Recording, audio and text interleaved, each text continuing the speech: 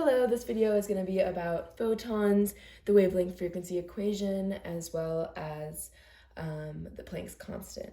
So to start, a photon is a massless bundle of light that carries a quantum of energy. So in this case, a quantum is an amount of something. So a massless bundle of light that carries an amount of energy that we can figure out through the wavelength frequency equations. So these equations involve three variables. So one is lambda, which represents the wavelength. This is usually in meters. And then you have c, which is the speed of light. This is in meters per second, and it's a constant. So whenever you're going to use this in the equation, it's going to be 3.00 times 10 to the 8th. And then lastly, nu, which kind of looks like a V, and that is frequency. And it's usually in hertz or seconds or like kilohertz. They're all used the same in the equation. So basically it's one equation hidden among three. So all three of these pretty much are the same, except you're solving for different variables. So for this one, you're solving for lambda, which is wavelength. For this one, nu, which is frequency. And then for this one, the speed of light. Another really easy way to kind of remember these equations without having to memorize like all three of these is using the algebra bubble. Just set this up with the c on top with the lambda and nu on the side. So how you use this bubble or these equations is you try to find what you're solving for, and then you cover that up, and then you say, okay, I need to divide the speed of light by lambda, c divided by lambda. Or if you're trying to find the speed of light, you cover speed of light up and say, I'm going to multiply lambda times nu, so wavelength times frequency. So applying this to an actual question, what is the frequency of a light that has a wavelength of 5.5 times 10 to the negative 7th meters? So the first thing that you want to do when you approach a problem like this is find what they're asking. So they're asking for the frequency. The frequency is nu, this like V-looking variable.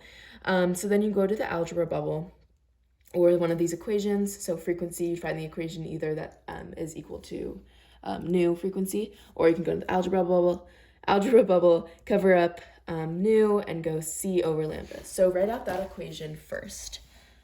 So nu is equal to c over lambda. So remember, nu is frequency. So the next thing that you want to do is plug in the information that you have. So you have 5.5 times 10 to the negative 7th meters. Remember the wavelength. It first of all says wavelength, and it's also in meters, which indicates that is the wavelength. And remember, you put that under the equation. So nu is equal to, 5.5 times 10 to the negative 7 meters.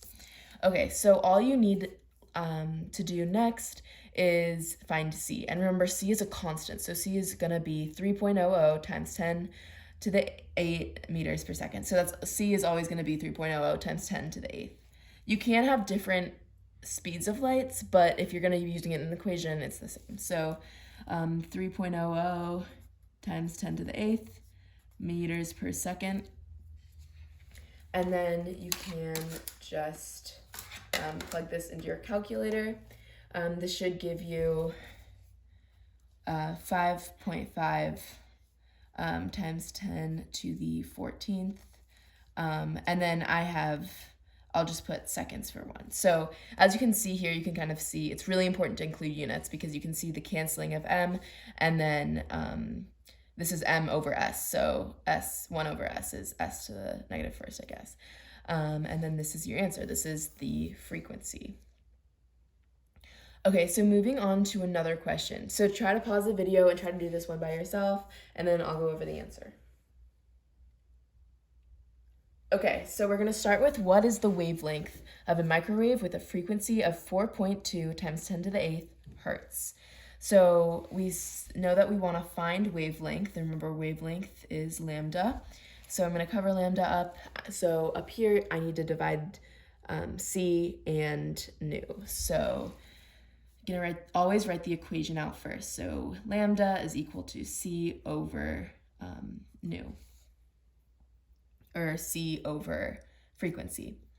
Okay, so then plug in what you have. So remember, C is always a constant. It is 3.00 times 10 to the 8th meters per second. And then over here as new frequency, and they give you the frequency, is 4.2 times 10 to the 8th hertz. So 4.2 times 10 to the 8th. And then I'm just gonna change this unit so it matches the S. I'm gonna put this is S to -1. So as you can see, like if I had hertz, I wouldn't really be able to cancel these out if it's seconds in hertz. So just change it so it's easy to cross it out. And then just plug this into your calculator. You should get 0.71 meters, and then that is the wavelength.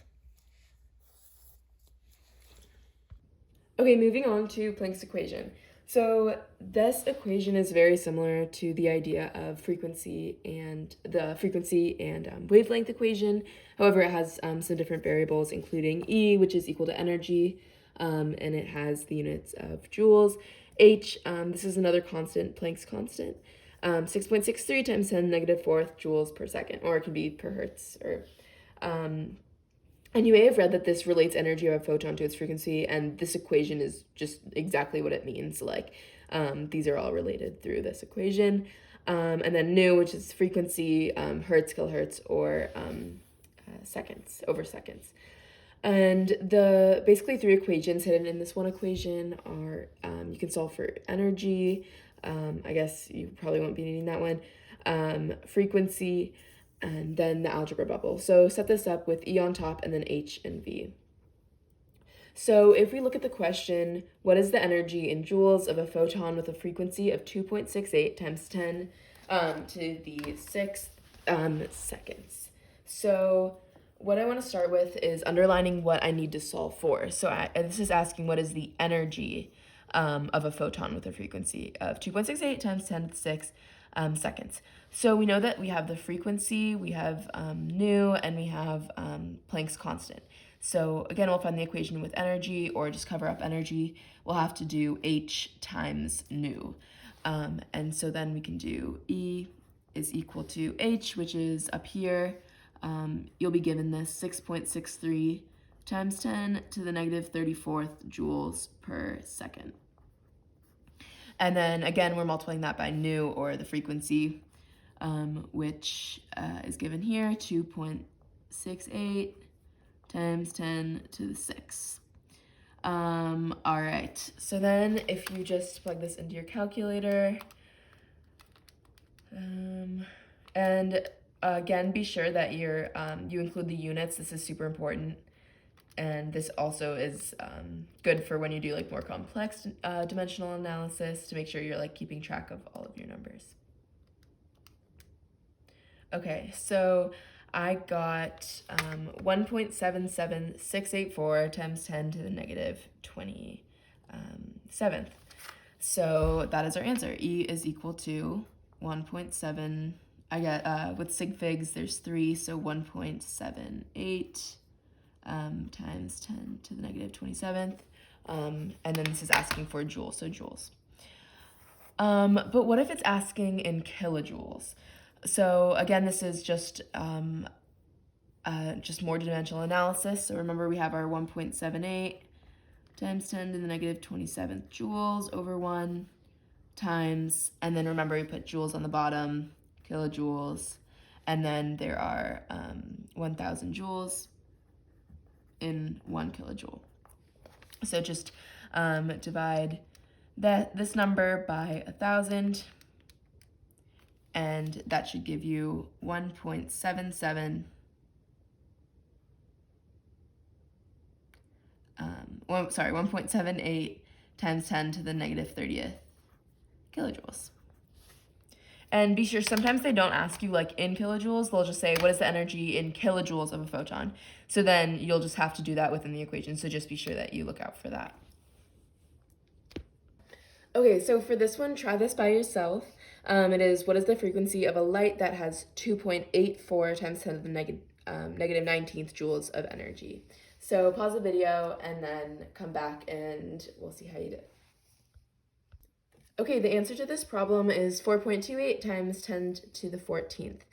So how I solved this problem was I read the question, what is the frequency of a light that has whatever joules of energy? I found out what they were asking. So they were asking for frequency. I went up to my equation. Frequency is nu, or that V looking symbol. I covered it up, E over H.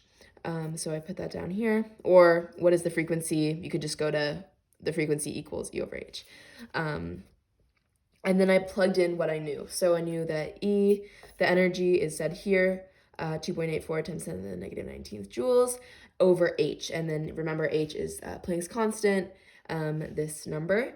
And then I plugged that into my calculator, and I got 4.28 times 10 to the 14th. And I don't think I said this earlier, but this S to this like -1 is the same as just over seconds. So then you can see here how this would cancel out, because the joules would cancel out, and then you'd be left with seconds on the bottom. All right, so I hope that this explained and kind of cleared these concepts up, and good luck on the test.